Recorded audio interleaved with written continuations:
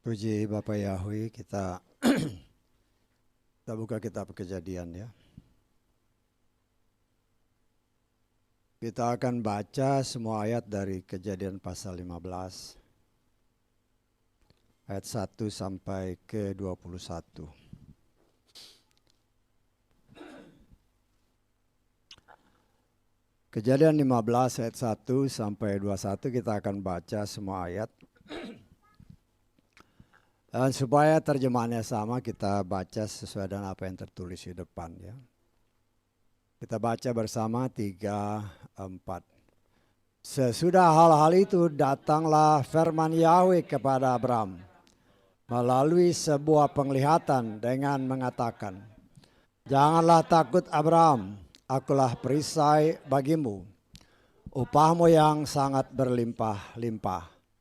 Abram berkata, "Ya Tuhan Yahweh, apa yang Engkau berikan kepadaku, sedangkan aku tidak mempunyai anak.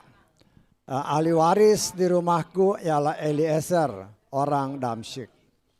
Dan Abram berkata, "Lihatlah, engkau tidak memberikan benihmu kepadaku, dan lihatlah anak laki-laki di rumahkulah yang akan menjadi ahli warisku." Tetapi datanglah firman Yahweh kepadanya dengan mengatakan, "Orang itu tidak akan menjadi ahli warismu, tetapi dia yang keluar dari benihmu, dialah yang akan menjadi ahli warismu."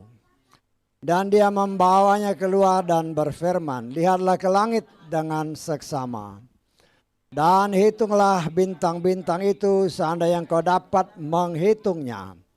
Dan dia berfirman kepadanya, "Demikianlah kelak benihmu." Lalu percayalah dia kepada Yahweh, dan dia memperhitungkan hal itu kepadanya sebagai kebenaran.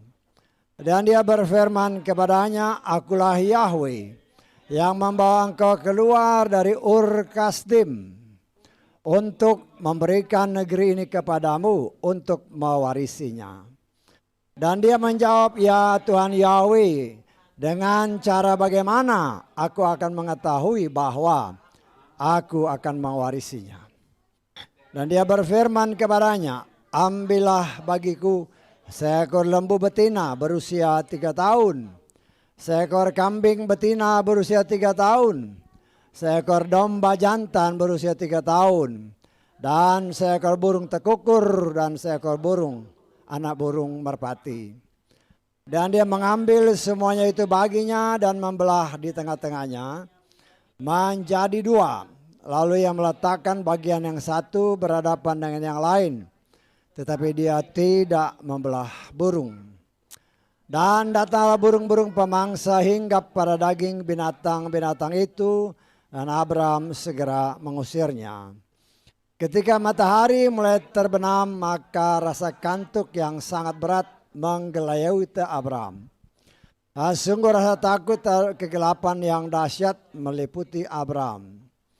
Dan dia berfirman kepada Abram, "Ketahuilah dengan sungguh-sungguh bahwa benihmu akan menjadi pengembara di negeri yang bukan kepunyaannya, dan mereka akan melayani bangsa itu. Sebaliknya bangsa itu akan memperbudak mereka selama 400 tahun. Dan bangsa itu yang akan mereka layani, aku juga akan menghukumnya. Dan sesudah itu mereka akan keluar dengan harta kekayaan yang besar. Dan engkau sendiri akan pulang kepada leluhurmu dengan damai. Engkau akan dikuburkan pada waktu rambutmu telah benar-benar putih. Namun generasi yang keempat akan kembali ke sini, karena sampai di situ kejahatan orang Amori belum genap." Dan terjadilah matahari telah terbenam dan hari telah menjadi gelap, dan tampaklah sebuah perapian yang berasap dan sebuah sulu yang berapi melintas di antara potongan-potongan daging itu. Pada hari itulah Yahweh telah membuat sebuah perjanjian dengan Abram dengan berfirman, "Aku telah memberikan negeri ini kepada benihmu, mulai dari sungai besar, Sungai Mesir sampai ke sungai besar, yakni sungai Efrat. Tanah orang Keni dan orang Kenis, dan orang Kadmon, dan orang Het, dan orang Feris, dan orang Refaim, dan orang Amori, dan orang Kanaan, orang Gergasi, serta orang Yebus. Amin. Puji Bapak Yahweh, silakan duduk. Puji Bapak Yahweh, sebagian daripada apa yang tadi kita baca pernah saya singkap ya, atau pernah Tuhan singkapkan. Dan kita akan melihat ada beberapa hal yang mungkin belum pernah dibuka ya. Jadi kita akan melihat hal-hal ini sehingga kita mengerti. Ya, kita sudah seringkali dibuka tentang 4 generasi, 400 tahun dan sebagainya. Ya mungkin kita akan singgung sedikit ya, tapi ada beberapa hal di sana di dalam pembacaan yang tadi kita lakukan. Ada hal-hal yang Tuhan mau singkapkan kembali. Ya. Kita melihat di sini bahwa Abraham ya menerima firman melalui penglihatan. Firman Tuhan kepada Abraham. Abraham artinya bapak yang ditinggikan, ya, Abraham, ya. Kalau dalam bahasa Inggrisnya exalted, ya, exalted itu ditinggikan, dimuliakan, ya. Tetapi nanti dia berganti menjadi Abraham, itu bapak banyak bangsa, ya. Nah, saudaraku yang dikasihi oleh Bapak Yahweh, satu komunikasi antara Bapak Abraham dengan Bapak Yahweh, ya. Satu Abraham mencurahkan isi hatinya bahwa dia itu sampai sekarang belum punya anak dari istrinya. Istrinya dalam arti kata Sarah, ya. Karena dalam pandangan Bapak Yahweh, Sarah itulah istrinya. Ya. Sarah itulah istrinya. Nah, kita melihat dalam pembacaan tadi, ya. Ketika dia mencurahkan isi hatinya tentang anak, ya. Kemudian Tuhan membawa atau menyuruh Abraham supaya keluar dari mungkin tenda, ya. Kemudian dia bilang, lihatlah ke langit. Suruh lihat ke langit, ya. Terus disuruh hitunglah bintang-bintang itu. Ya. Saya nggak tahu, saya kadang-kadang suka lihat ke langit, ya, kan banyak. Apalagi kalau langit lagi cerah, kita coba ngitung bintang, emang susah. Ya, bahkan memang mungkin tidak bisa ya untuk dihitung. Tetapi kita melihat di sini, ya, firman Tuhan berkata, seperti itulah kelak keturunanmu, ya. Dan kita melihat di sini, kalau secara jujur kita mengatakan atau saya mengatakan, Abraham itu nggak ada dasarnya percaya, ya, karena dia kan nggak punya anak. Artinya pada waktu itu dia belum punya anak, ya. Kemudian Tuhan kasih lihat itu, coba lihat bintang-bintang, kamu bisa hitung nggak? Ya pasti dia nggak bisa hitung. Nah, Tuhan bilang, segitulah nanti anak-anakmu, ya. Dan di sini kita melihat Abraham dikatakan percaya, ya. Walaupun belum ada gambaran apa-apa, tapi dia percaya. Dan karena hal itu sesuai firman Tuhan dalam ayat ke-6, Bapak Yahweh memperhitungkannya sebagai kebenaran. Ya, sebagai kebenaran. Artinya Tuhan, ya, mau memperlihatkan kepada Abraham begitu banyak anak-anak. Dan kalau kita melihat sekarang memang jangan hanya melihat dari karena dia bilang begini kan memang dari keturunan Sarah sangat banyak. Ya. Tetapi kita juga melihat bahwa Abraham juga punya anak-anak lain dari istri yang lain. Ya. Dan di sini kita melihat Abraham langsung percaya walaupun tanpa dasar. Dia percaya. Tetapi kemudian kita melihat selanjutnya. Ya. Selanjutnya Bapa Yahweh berfirman, Akulah Yahweh, ayat ke-7, yang membawa engkau keluar dari Ur Kasdim untuk memberikan negeri ini kepadamu sebagai warisanmu. Nah, perhatikan jawaban dari Abraham, ayat 8. Ya Tuhan Yahweh, bagaimana aku tahu bahwa aku akan mewarisi negeri ini? Ya, satu jawaban. Kemudian apa yang dikatakan Bapak Yahweh? Di sini ada satu misteri. Ya, Tuhan bilang, ambillah bagiku seekor lembu betina, kambing betina, domba jantan, burung tekukur, burung merpati. Kenapa jawabannya seperti itu? Ya, dia nanya, bagaimana Tuhan saya bisa mengetahuinya? Tuhan bilang, ambil ini, ambil ini, ambil ini. Kenapa?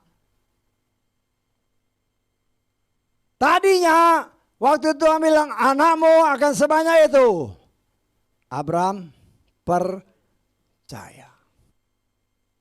Ketika Tuhan bilang ini akan kuwarisi untukmu daerah-daerah ini. Bagaimana Tuhan? Artinya apa? Dia ragu-ragu. Bisa ditangkap?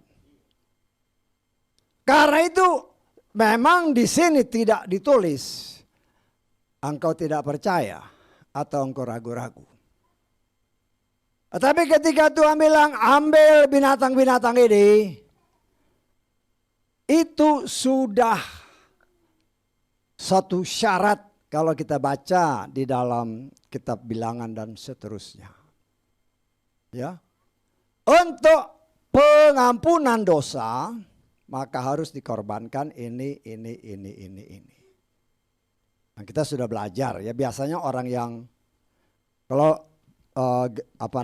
imam-imam atau orang-orang kaya dia harus mempersembahkan lembu-lembu. Kalau mungkin yang kelas menengah dia suruh korbankan domba-domba atau kambing-kambing. Tapi orang yang levelnya di bawah itu mempersembahkan merpati atau tekukur. Nah, kita melihat dari situ ya, Yeshua atau si Maria dan Yusuf ketika dia datang ke bait suci, mereka mempersembahkan burung merpati, burung tekukur. Dari sana kita bisa melihat tingkat kehidupan mereka. Artinya mereka boleh saya katakan orang yang bukan sangat kaya, bukan kaya, tetapi juga tidak terlalu miskin. Karena mereka masih bisa mempersembahkan burung. Tapi ya boleh dikatakan ya miskin. Bahkan kalau saudara pelajari dalam kitab Bilangan, kalau burung pun gak bisa, mereka harus membawa tepung untuk dipersembahkan. Dari sini kita melihat ya, Bapa Yahweh tidak menyatakan kepada Abraham atau menjawab pertanyaan Abraham, kamu berdosa. Tidak. Tetapi bawalah, persembahkanlah ini. Ambil ini, persembahkan. Ya. Nah, sering kali banyak hal yang memang tidak Tuhan nyatakan secara terbuka. Tetapi dari sini kita melihat, kita harus bertanya-tanya, kenapa Tuhan nanyanya begini, kok Tuhan jawabnya seperti ini? Nah, di situlah kita melihat bahwa Tuhan mau kita tahu lebih dalam, lebih dalam, lebih dalam. Kita melihat di sini, Abraham yang tadinya percaya walaupun tidak ada dasar karena dia belum punya anak kan. Dia percaya keturunanku akan seperti ini. Tetapi saya percaya dalam waktu yang mungkin hanya beberapa menit atau mungkin beberapa second. Dari percaya tiba-tiba ragu-ragu. Bisa saudara tangkap maksudnya? Ya. Darinya percaya, langsung kok ragu-ragu. Dalam pandangan Bapa Yahweh sesuai firman Tuhan. Orang yang ragu-ragu, saya katakan menurut firman dikategorikan sebagai orang yang tidak percaya. Bisa ditangkap? Karena Tuhan tidak mau kita ragu-ragu akan Dia, akan kemampuan Tuhan. Bapa Yahweh sanggup melakukan segala sesuatu. Dia tidak mau kita meragukan apa yang Dia firmankan. Tetapi kita melihat di sini orang selevel Abraham. Ya, selevel Abraham. Tuhan mau kasih lihat. Ya. Dari tadinya percaya sungguh, bahkan dikatakan diperhitungkan sebagai kebenaran, hanya dalam beberapa second langsung ragu-ragu. Kenapa? Ya. Di sinilah kita melihat karena saya percaya ketika Tuhan suruh ambil lembu, ambil domba, ambil kambing, ambil burung. Itu seolah-olah mau menyatakan kepada kita. Inilah gambaran semua manusia dengan berbagai macam level tingkatan. Baik tingkatan ekonominya ataupun tingkatan imannya. Bahwa orang-orang yang seperti ini bisa yang tadinya percaya tiba-tiba hilang kepercayaannya. Ya. Kalau di tempat ibadah luar biasa. Tapi begitu keluar dari ruangan ibadah, ya mulai ngaur sana sini. Nggak sama kan? Di sini menyatakan, iman kepada Bapa Yahweh dalam Adonai Yeshua Mesias. Ketika di luar sana mendengar berbagai macam, mulai goyang, ya, mulai goyang. Dan itulah yang Tuhan mau ingatkan kepada saudara dan saya. Ya. Bahwa orang yang seperti Abraham pun kalau dia tidak hati-hati, kalau saudara perhatikan tadi kesaksian. Kalau dia tidak berhati-hati dengan apa yang keluar dari mulutnya. Ya. Itu bisa diperhitungkan sebagai dosa. Bisa ditangkap maksud saya. Tadi kan ada kesaksian seperti itu kan. Ya. Hati-hati dengan mulut. Kadang-kadang mulut ini mengeluarkan kata-kata kalau kita lihat perhatikan apa yang Abraham tanya kelihatannya wajar. Kelihatannya wajar.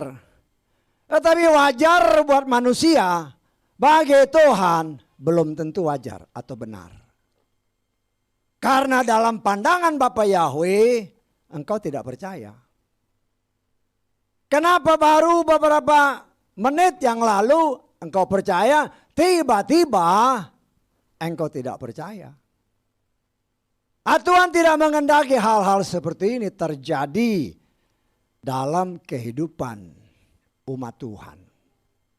Ya, Tuhan tidak mau. Walaupun kita harus mengakui, ya. Apalagi dengan situasi kondisi saat seperti sekarang kan, berdasarkan kesaksian-kesaksian tadi, ya. Kadang-kadang orang bimbang, orang ragu. Saya sebagai pelayan Tuhan, sebagai gembala hanya mengingatkan saudara, kita semua. Ya. Tuhan sudah mengetahui bagaimana menyelamatkan orang-orang salehnya. Ya. Jadi jangan sampai kita ketakutan dengan rumor, dengan segala macam desas-desus yang belum tentu kebenarannya. Tetapi yang pasti ada tertulis, Bapa Yahweh sudah mengetahui bagaimana cara menyelamatkan orang-orang salehnya. Hanya yang menjadi masalah, apakah kita hidup saleh? Itu yang jadi masalah. Ya. Kalau baru dengar ini, dari dengar ini, kemudian sudah goyang, ya, kemana imanmu? Sama seperti Abraham. Kemana imanmu? Tetapi di sini Tuhan mau singkapkan. Kalau engkau ragu-ragu, saya menafsirkan dari ayat-ayat tadi, di hadapan Tuhan itu dosa. Bisa tangkap? Kalau ragu-ragu di hadapan Tuhan, engkau ragu apa yang Dia firmankan, itu dosa. Karena itu Tuhan mau ajarkan kepada Abraham. Walaupun dia tidak ngomong engkau dosa. Persembahkan atau ambil binatang-binatang ini. Itu menandakan berdasarkan apa yang dibuka Tuhan kepada Moshe melalui Torah. Apa yang dipersembahkan itu melambangkan. Supaya kita dikembalikan kepada posisi yang berkenan di hadapan Bapa Yahweh. Kita mempersembahkan korban, artinya kita mau merendahkan diri. Kita mau mengakui bahwa kita berdosa karena tidak percaya akan apa yang Tuhan firmankan. Ya, jadi kita harus sangat berhati-hati. Terlebih di dalam kehidupan seperti saat ini. Ya. Jangan kita ragu-ragu, ya. Kita ulangi lagi dalam 2 Petrus pasal kedua. Ayat ke-9. 2 Petrus pasal 2 ayat 9. Saudara perhatikan baik-baik ini, saudara, ini firman Tuhan ya. Kita tidak percaya ini ya sama seperti Abraham tadi. Ya. Yahweh apa? Sudah mengetahui bagaimana melepaskan orang-orang saleh dari pencobaan dan menyiapkan orang-orang yang tidak benar pada hari penghakiman untuk dihukum. Nah, sekarang yang menjadi masalah adalah apakah kita hidup saleh di hadapan Tuhan. Kalau engkau ragu-ragu, masih bingung dengan apa yang kita dengar. Di sana begini, di sana begini, di sana begini, di sana begini. Ya sama seperti Abraham. Ragu-ragu. Ini saya percaya apa yang dikatakan oleh Rasul Petrus adalah firman yang berasal dari Bapa Yahweh. Bapa Yahweh sudah tahu bagaimana menyelamatkan orang salehnya. Nah sekarang kita tinggal koreksi diri. Saya ini sudah saleh atau belum? Karena itu dalam kitab Ibrani pasal 2 ayat 1 dikatakan dengan jelas. Coba kita lihat ya. Hati-hati dengan apa yang engkau dengar. Ya, jangan sampai engkau hanyut terbawa arus. Karena engkau dengar nguping sana nguping sini. Akhirnya bingung sendiri. Oleh sebab itu kita seharusnya lebih lagi memberikan perhatian terhadap hal-hal yang telah didengar. Supaya kita tidak akan terhanyut. Dalam terjemahan lain. Lebih teliti kita memperhatikan apa yang kita dengar. Supaya jangan engkau hanyut terbawa arus. Karena iman datang dari pendengaran. Engkau salah dengar, ya binasa. Ya, Tuhan gak main-main. Orang yang sekali Abraham. Orang yang memang sudah dipanggil, dipilih oleh Tuhan. Supaya keluar dari tanah di mana nenek moyangnya dahulu berada. Ya. Kenapa? Karena orang tuanya yang ke atas sana itu mulai berpaling dari Tuhan. Mereka mulai menyembah kepada berhala-berhala. Ya. Walaupun ingat ya, seringkali saya katakan kepada saudara, kalau kita membuat daftar keturunan dari dari keturunan si Sam ini, ya. Kita melihat, karena ini saya selalu bawa catatan ini ya, supaya karena saya tulis ya. Kalau kita melihat ya, Abraham itu masih bertemu dengan Sam ya. Masih bertemu dengan, bahkan Sam itu umurnya lebih panjang dari Abraham. Dia masih bertemu dengan Nuh sekitar 50-an tahun. Nuh, Sam yang mengalami langsung ketika Tuhan memusnahkan dunia karena dosa manusia dengan air bahnya. Tetapi dari apa yang tertulis dalam kitab Joshua, ternyata orang-orang ini, Terah, ya, itu menyembah berhala. Ya. Menyembah berhala, padahal jelas di sana kalau saudara bikin grafik ini, si Sem masih hidup, si Nuh mungkin masih hidup karena Nuh masih ketemu sama Abraham sampai 50-an tahun. Ya.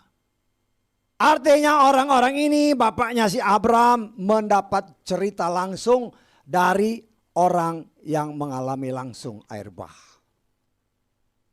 Ya. Dan saya percaya Nuh pasti cerita, Sem pasti cerita. Ketika air bah sudah surut, ya, Sem mempersembahkan korban hanya kepada Bapa Yahweh. Tetapi kita melihat, walaupun di sekeliling mereka, ya, masih ada orang-orang yang menjadi saksi-saksi hidup di bagaimana Tuhan menghukum akan dunia karena dosa. Tetapi apakah apa yang kita lihat?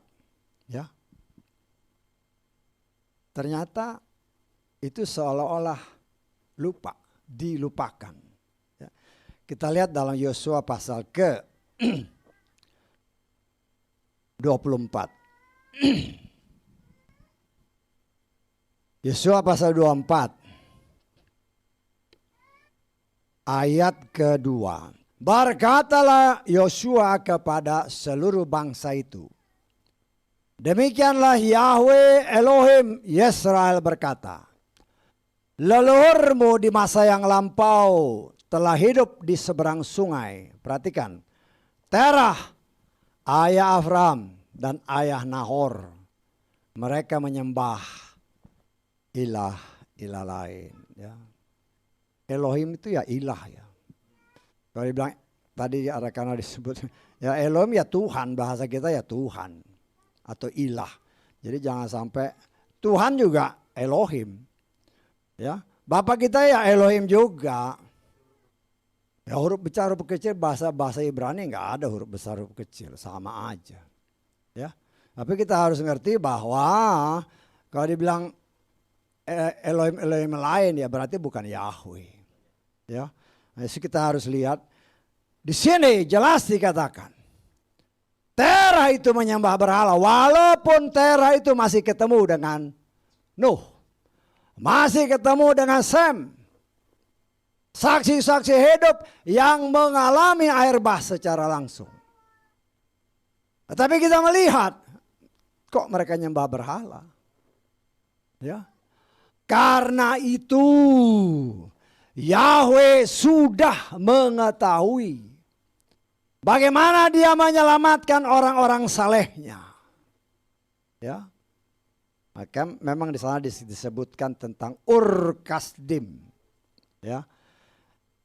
Tuhan membawa keluar Abraham dari Ur Kasdim. Ya. Berdasarkan ya cerita-cerita Ibrani. Ya. Ur Kasdim adalah memang tempat tinggal mereka tadinya di Ur ya. Kemudian dikatakan di sana ya bagaimana waktu itu yang berkuasa di daerah itu. Ya.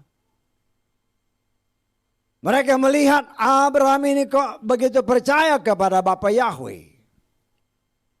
Saya percaya Abraham ini percaya kepada Bapa Yahweh karena dia dengar langsung cerita dari Nuh, cerita daripada Sem.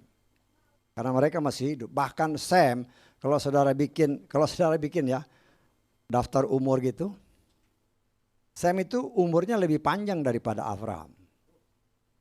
Ya, lebih panjang. Karena itu saya bikin, kan dulu anak-anak, apalagi sekarang ada komputer, ya gampang aja. Saya bikin kayak gini ya, kertas yang kotak-kotak itu, ya dari mulai Adam, umur 930 tahun, tetapi ketika Adam umur 130 tahun, lahirlah Set. Kemudian ketika Set berumur 105 tahun, lahirlah Enos. Ketika Enos berumur 90 tahun, lahirlah Kenan dan seterusnya dan seterusnya. Ketika Nuh berumur 500 tahun, lahirlah Sem, Yafet dan Ham. Ya, nah, kalau kita mau tafsirkan, kemungkinan besar Sem, Yafet dan Ham itu kembar, bisa aja. Karena firman Tuhan mengatakan ketika dia umur 500 tahun, lahirlah ketiga anak ini. Bisa ditangkap? Jadi bisa aja dia kembar, tetapi yang kembar tetap aja ada yang nomor 1, nomor 2, nomor 3. Nggak bisa sekaligus brojol 3 keluar. Ya satu-satu urutannya. Dan urutannya memang Sem bukan Ham Yafet ya. Karena Ham itu yang paling bungsu. Sem, Yafet, dan Ham. Nah kita melihat di sini. Ya, dari daftar itu saudara bisa lihat. Memang dari zaman Adam sampai zaman Abraham itu memang 2000 tahun. Tetapi kalau saudara tidak buat daftar seperti itu nggak tahu. Saya digerakkan Tuhan beberapa tahun yang lalu untuk bikin ini, saya coba kan. Iseng aja coba. Tetapi saya percaya itu pekerjaan Ruh HaKodes. Kenapa saya harus bikin ini? Ternyata dari apa yang saya buat, saya bisa lihat memang dari zaman Adam sampai Abraham itu memang persis 2000 tahun. Dan kalau saudara hitung dari Adam sampai Abraham itu memang 20 generasi. Jadi 2000 tahun, 20 generasi, satu generasi memang 100 tahun. Tetapi kalau saudara tidak bikin, memang nggak tahu. Hanya seolah-olah, Abraham, Sem udah mati. Oh tidak, ternyata Sem masih hidup. Bahkan Sem itu lebih lama hidup, lebih dari 50 tahun. Lebih dari 50 tahun, lebih lama daripada si Abraham. Tapi kalau saudara nggak buat seperti ini memang nggak tahu. Dan tidak akan pernah tahu bahwa dari zaman Adam sampai zaman Abraham itu 2000 tahun. Tetapi kalau saudara buat ini, iseng-iseng aja. Ya, umpamanya komputer gitu kan, terlihat kan gampang. Saudara kasih batas, ini 1000, ini 2000, ya, umpamanya 0, 1000, 2000 dan seterusnya. Nah, di situ nanti kelihatan bahwa apa yang saya katakan dari mimbar ini itu benar apa enggak. Tapi karena saya sudah buat, saya percaya itu benar. Kalau enggak benar ya kita diskusi. Karena saya bikinnya memang saya enggak pakai komputer. Hanya pakai, kan tadinya iseng ini. Iseng lihat. Kenapa? Ternyata Tuhan punya maksud. Jauh sebelum Tuhan singkapkan. Tuhan mau nyatakan bahwa satu generasi yang dia maksud itu 100 tahun. Tetapi kalau kita tidak bikin ini, memang kita tidak tahu. Enggak tahu. Karena Yesus berkata generasi ini akan melihat. Ya kita hitung, ternyata setelah beberapa tahun saya bikin ini, Saya hitung-hitung, oh ternyata inilah gunanya. Tadinya saya nggak ngerti. Iseng aja bikinnya, ini gini. Oh ternyata begini. Jadi tidak ada sesuatu yang Tuhan dorong untuk kita lakukan itu cuma-cuma atau sia-sia. Semuanya ada maksud Tuhan. Nah kita melihat di sini. Kalau orang yang melihat, yang merasakan, oh bagaimana air bah itu memusnahkan semua dunia. Dan dia menceritakan kepada anak, cucu, mantu, keturunan itu kan banyak. Dari Sem, dari Nuh sampai Abraham itu 10 keturunan. Ya, 10 keturunan. Jadi bukan keturunan ketiga, keempat, sampai ya saudara itulah anak, anak, cucu, apalah ya macam-macam lah 10 kan. Ya, saya nggak ngerti, paling saya tahu kan bapak, anak, cucu, cicit. Nah, ke bawahnya lagi nggak tahu saya. Ya. Tetapi 10 keturunan. Tetapi kita melihat di sini, itulah Tuhan mau kasih lihat. Karena itu Tuhan singkirkan Abraham. Dengan cara Tuhan. Walaupun kalau kita baca, memang dikatakan Tuhan yang menyingkir, yang mengeluarkan dia dari Ur Kasdim. Tapi saya percaya Tuhan pun memakai bapaknya si Tera. Untuk pertama, ayo pergi ke Kanaan. Ya, pergi ke Kanaan. Tetapi kita melihat, ya, di tengah jalan stop. Tidak melanjutkan perjalanan ke Kanaan, tapi mereka berhenti di Haran, ya. Di Haran, coba kita lihat di dalam Kejadian 11.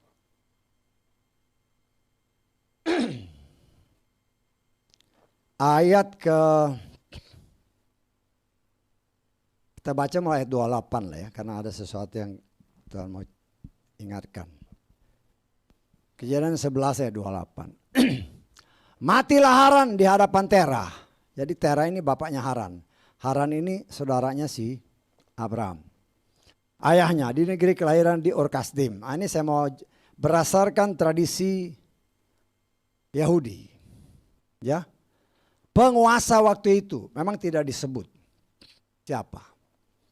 Tetapi bisa aja itu mungkin Nimrod, kita tidak tahu. Ya.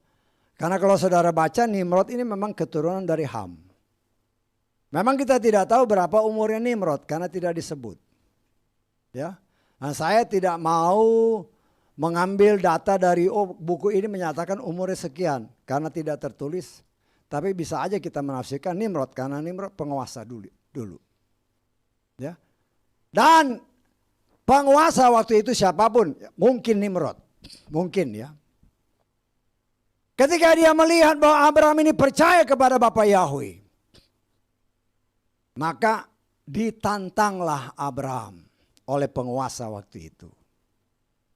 Kalau Bapa Yahwehmu adalah Tuhan yang Maha Kuasa, masuk ke dalam api, apakah dia sanggup untuk membuat engkau tetap hidup? Ini ceritanya. Ya. Abraham, saya percaya karena pembelaan Bapa Yahweh.